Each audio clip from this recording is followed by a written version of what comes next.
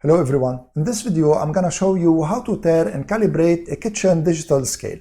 I'll be also measuring the precision of this kitchen scale by putting 500 milliliters of water on it with this ungraduated receptacle, and then we'll be measuring the quantity of water in this precision cup to see if it matches the number that it will show on the scale. In my video, I'm using the crown full scale that I got from Amazon, but the instructions I'm going to show you will apply to any kitchen digital scale. So let's bring the camera up close to show you all this. Let me show you now how to tare the scale.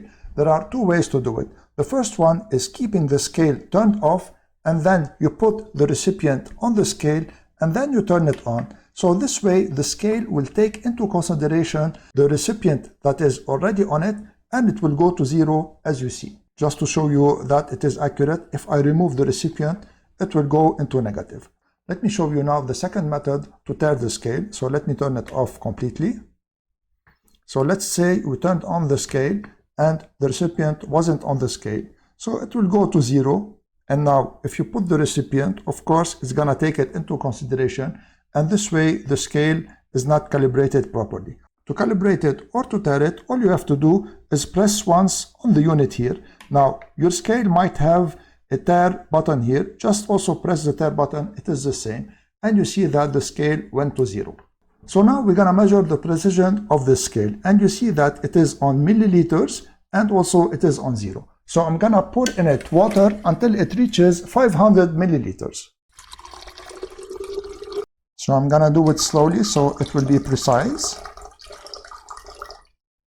And this is almost 500 milliliters, so it is a little bit more. It's not a big deal. So now we're gonna measure with this measuring cup if the quantity of water amounts to 500 milliliters. So let me push the water and the scale aside, and then let's put the measuring cup. So let's put the water, all of it here, and it should amount to 500 milliliters. And see here the 500 milliliters, which is half liter.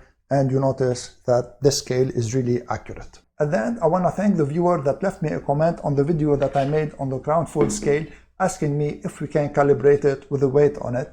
And this video that I just made is in response to this comment. So if you have any comments or questions, please leave them in the comment section below, and I'll be more than happy to answer all your questions and all your comments. If you liked my video, please share it, subscribe to my channel, and give this video a thumbs up.